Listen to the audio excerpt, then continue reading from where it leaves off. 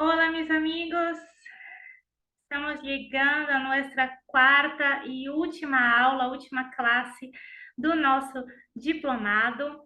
E eu espero que vocês estejam desfrutando o conteúdo que traemos e que através de nosso diplomado vocês tenham em mente uma nova visão, uma visão geral de los temas tratados por nosotros, que fueron muchos, ¿no es verdad? Hemos hablado de grupos vulnerables, hemos hablado de sistemas de justicia, hemos hablado de tendencias judiciales para hoy y para el futuro. Y ahora, en nuestra reunión final, vamos a aprender sobre el sistema interamericano de derechos humanos. Esse sistema interamericano de direitos humanos e a relação que o Estado brasileiro tem com esse sistema, assim como a relação do Brasil com os tratados internacionais a que se submeteu ao firmar e ao ratificar seus textos. Então, vamos a ver. No mundo altamente globalizado, no mundo altamente conectado em que vivimos hoje, é impossível, é muito difícil, eu penso que é impossível mirar o direito sem ter em conta as relações entre países, as relações internacionais. Já seja desde um ponto de vista diplomático ou desde um ponto de vista comercial. Desde o ponto de vista comercial, desde o ponto de vista cambiário, dos direitos da personalidade, o direito internacional se ramifica e cria uma rama, um braço específico, que é o direito internacional privado. Este braço, essa rama, não será abordado aqui neste diplomado de forma específica, porque nós outros estamos mais interessados por agora em la comunidade, em la coletividade, já que este diplomado oferece uma visão geral do direito comparado entre países desde a perspectiva brasileira. Então, por agora, tratemos de traemos uma outra rama do direito internacional que vamos tratar, que é o direito internacional público. E lo que é, amigos, o direito internacional público? Bueno, ¿qué sería? ¿Qué sería eso? Podemos definir el derecho internacional público como la rama, el brazo del derecho que se ocupa de las relaciones exteriores del Estado y del Estado con los actores, de las relaciones del Estado con los actores internacionales como organismos y bloques de la llamada agenda multilateral. Es un nombre bastante divulgado hoje em los tempos atuais, a agenda multilateral. E para que se quede mais claro, como exemplos de organismos internacionais, de órgãos internacionais, podemos mencionar a ONU, Nações Unidas, podemos mencionar a OTAN, a OEA, a Organização dos Estados Americanos, FMI, Fundo Monetário Internacional, e como exemplos de bloques, podemos mencionar no contexto sul-americano, o Mercosul, que é nosso mercado comum aqui da América do Sul, podemos citar a União Europeia também. E qual é, amigos, qual é o propósito do direito internacional público? Bueno, basicamente se trataria de estabelecer os marcos legais que regularán las relaciones entre los actores internacionales. Regulación imprescindible en un mundo globalizado y conectado, ¿no es verdad? Entonces, esta regulación se debe principalmente a los tratados internacionales que, al ser suscritos por países, somete a estes países a las obligaciones contenidas en los textos e, por supuesto, estão protegidos por submetem esses países. E estão protegidos também, por outro lado, por las obligaciones igualmente aceptadas por otros países que también se sometieron a esas condiciones. La mayoría de los tratados y documentos internacionales que hoy conformam o marco jurídico do direito internacional público em la autoridade, em la atualidade, foram criados depois, isto é nossa geração, de 70 anos para cá, foram criados depois da Segunda Guerra Mundial, quando o mundo se enfrentava à tendência de unir-se, mas unir-se mais, né? Para que hechos como, para que acontecimentos, para que eventos como o Holocausto não se repetiram. E a força das alianças internacionais que dividiram o mundo por la mitad entre países aliados, países del eje e tudo mais, todo isso demonstrou uma tendência muito forte de los países a actuar em blocos de ação. Então, não é que a renda multilateral não existia antes, não é isso. Mas os contornos da mesma renda, tal qual existe hoje, tal como nós outros conhecemos hoje, começaram com o final da Segunda Guerra Mundial.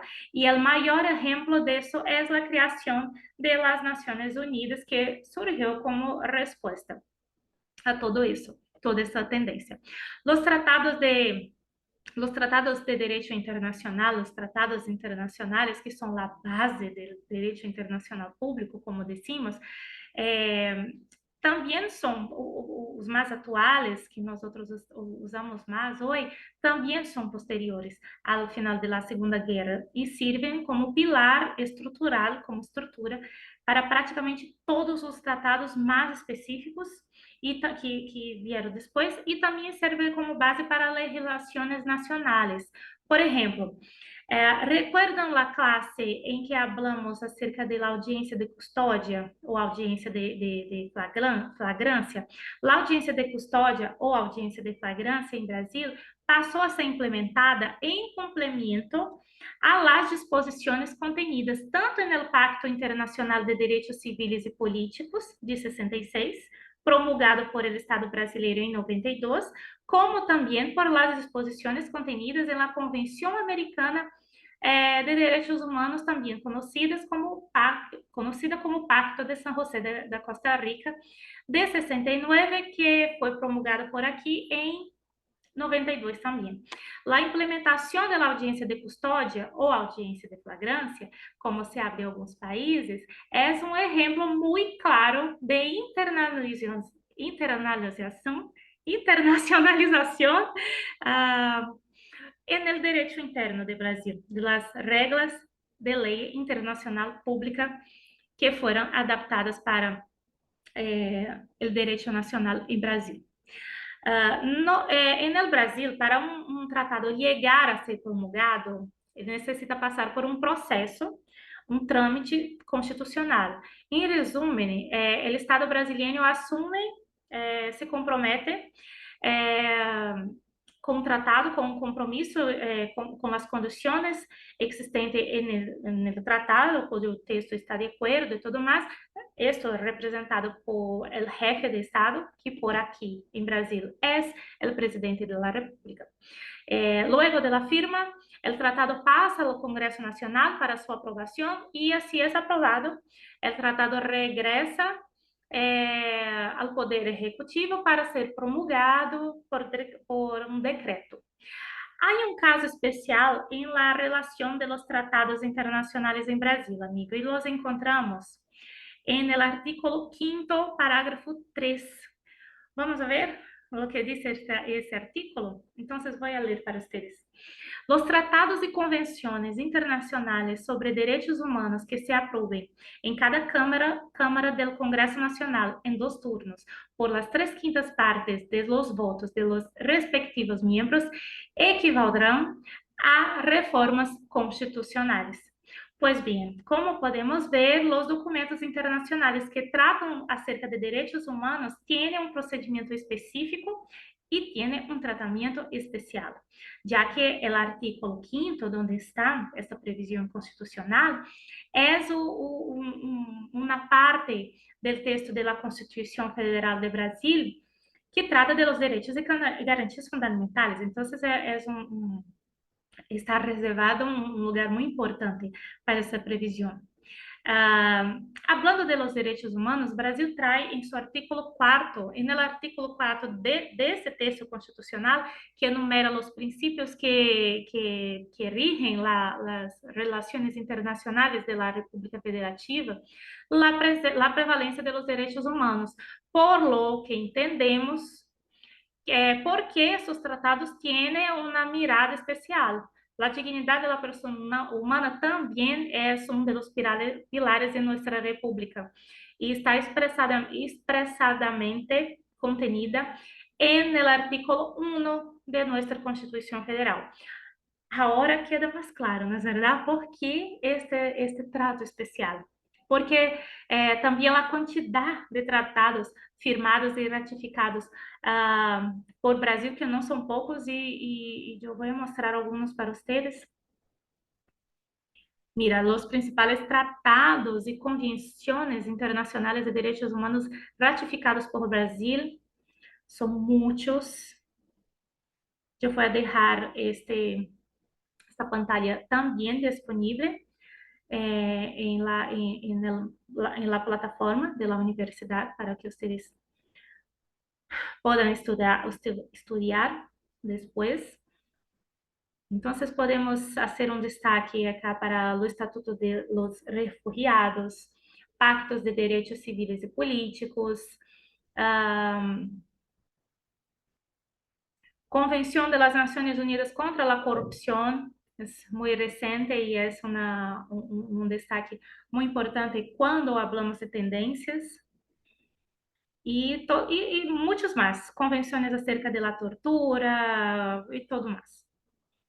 Y algunos tratados que abrangen los grupos vulnerables también que tratamos acá en nuestro diplomado. Y acá nos traemos una otra pantalla con los principales tratados y convenciones internacionales de derechos humanos ratificados por Brasil en el sistema regional desta vez. Y nosotros traemos una vez más nuestro principal documento regional de derechos humanos, nuestra Convención Americana de Derechos Humanos de 69, Pactos de San José de Costa Rica, Estatuto de la Corte Interamericana de Derechos Humanos, tráfico de menores, tortura, Convención para erradicar la violencia contra la mujer y todo más. Y hay muchos otros que podríamos traer para ustedes, pero esos son los destaques que traemos hoy. Entonces, por lo tanto, amigos, Brasil tiene una amplia adhesión al derecho internacional público en general, eso en general, y también al sistema interamericano de derechos humanos. Sobre el sistema interamericano de derechos humanos, ele está integrado por la Comisión Interamericana de Derechos Humanos y por la Corte Interamericana de Derechos Humanos también. Fue creado en el ámbito de la Organización de los Estados Americanos y entró en vigor con la firma del Pacto de San José de Costa Rica, que Brasil, una vez más, decimos, ratificó en 1992. Sin embargo, aun con amplia adhesión a los tratados, Brasil foi condenado ante a Corte Interamericana em várias ocasiões. E agora nós vamos conhecer alguns casos que merecem uma atenção. E ustedes vão ver por quê. Vamos conhecer um pouco sobre essas condenas. Vamos a ver, avançar aquela pantalla. Casos emblemáticos de Brasil, juzgados pela Corte Interamericana de Direitos Humanos. Caso Nogueira de Carvalho versus Brasil. Este foi o primeiro caso, amigos, de demanda ante a justiça que enfrentou Brasil e terminou sendo absolvido. O contenido de la petición versaba acerca de un grupo de exterminio supuesto suposto grupo de exterminio, que operaría en la región nordeste de Brasil, pero el tribunal, la corte entendió que no había pruebas suficientes en el proceso, en la petición en relación a violación de derechos humanos. Entonces, este fue nuestro primer caso enfrentado por el Estado brasileño y terminó siendo absolvido, absuelto. Casos Jiménez Lopes, Ximenes é brasileira, Ximenes Lopes e Brasil. Vou usar o acento de Brasil português. Ximenes Lopes e Brasil. Este foi o primeiro caso de condena de Brasil ante um tribunal, ante a Corte Interamericana. A petição versava acerca da violação de los derechos humanos de las personas em sofrimento mental internadas em instituições psiquiátricas públicas. Esquer, caso Esquer e outros versus Brasil. Este caso versou acerca de abusos em la investigação e uso de interceptações ilegais por parte da polícia de Paraná, um estado que se queda no sul de Brasil. E uma vez mais, Brasil sofreu uma condena, uma condenação, uma condena. Caso Garibaldi versus Brasil.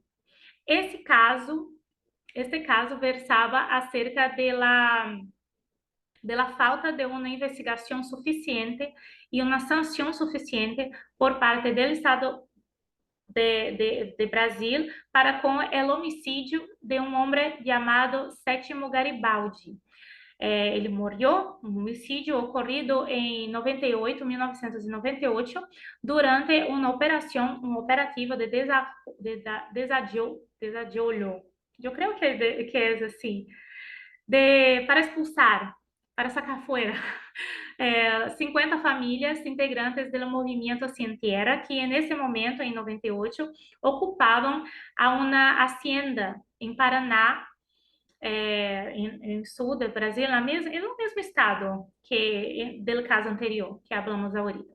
E neste caso Garibaldi versus Brasil, o tribunal entendeu que por incompetência de tempo, já que a jurisdição contenciosa do tribunal foi reconhecida por Brasil depois da morte, ou seja, depois de 98, então o tribunal seria incompetente porque Brasil, na época de la muerte, não havia reconhecido o tribunal, mas não sua competência contenciosa.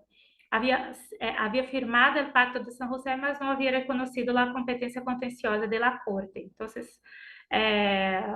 juzgou parcialmente improcedente a demanda por causa desta incompetência de tempo.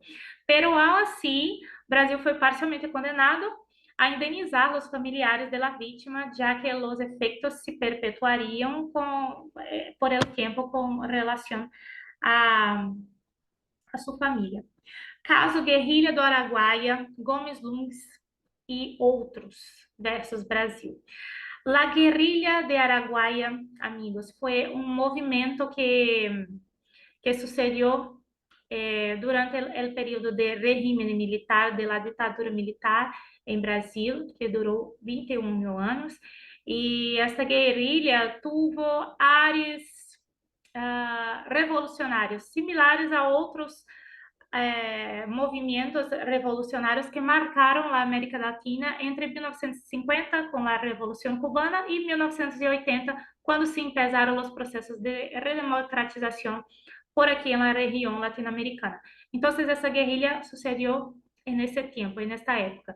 A guerrilha teve lugar na década de 1960, na região de Araguaia, que se queda no centro de Brasil, no centro-oeste de Brasil, e Brasil foi duramente condenado, e nesse caso, duramente condenado por várias violações dos direitos humanos devido a desaparecimento, não sei como dizer em espanhol, perdão-me, mi portunhol acá, pero não se encontraram os corpos de las vítimas e torturas e tudo mais.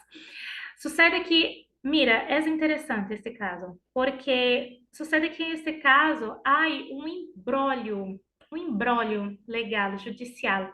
¿Por quê?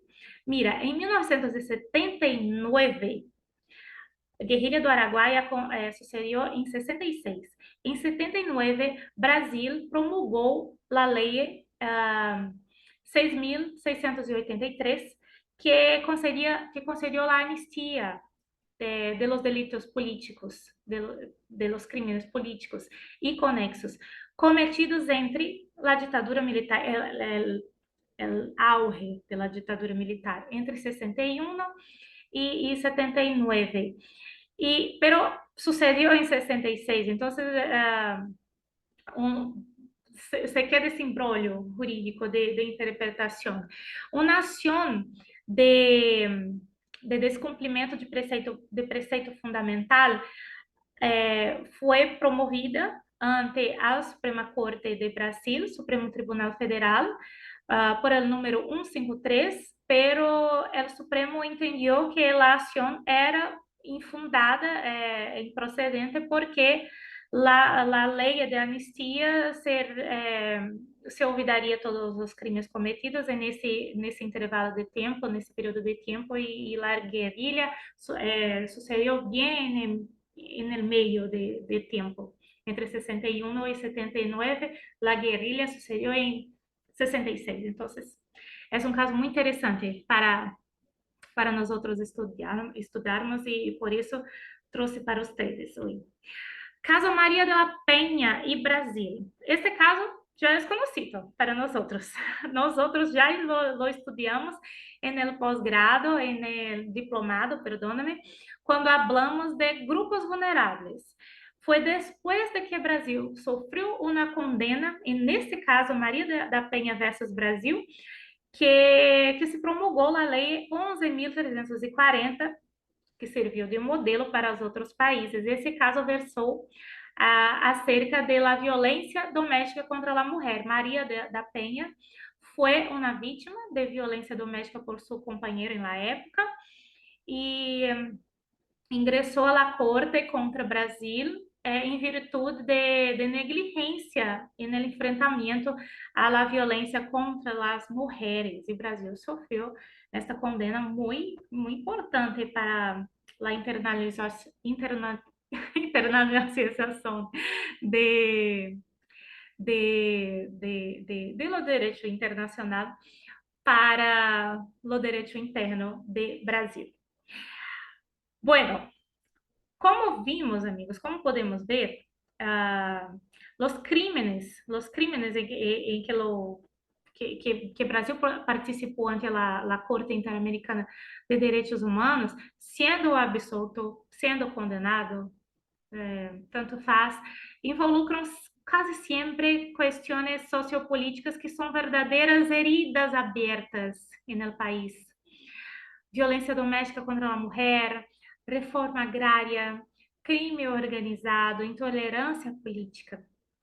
E é aqui que encontramos a importância do Estado signatário de los tratados internacionais, né? A importância disso. Qualquer Estado, mencionamos Brasil porque é o objeto de diplomado, pero e também porque o diplomado tem uma mirada desde a perspectiva brasileira, pero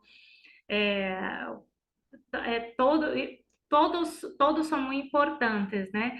E observar o conteúdo desses tratados, aplicá-los de maneira eficiente, especialmente aos tratados que versam acerca de direitos humanos, é muito importante, tanto em Brasil como em todos os países, sob pena de convertir-se em meros textos retóricos, sem traspassar a linha de las buenas intenções. Então, um tratado firmado, ratificado, pero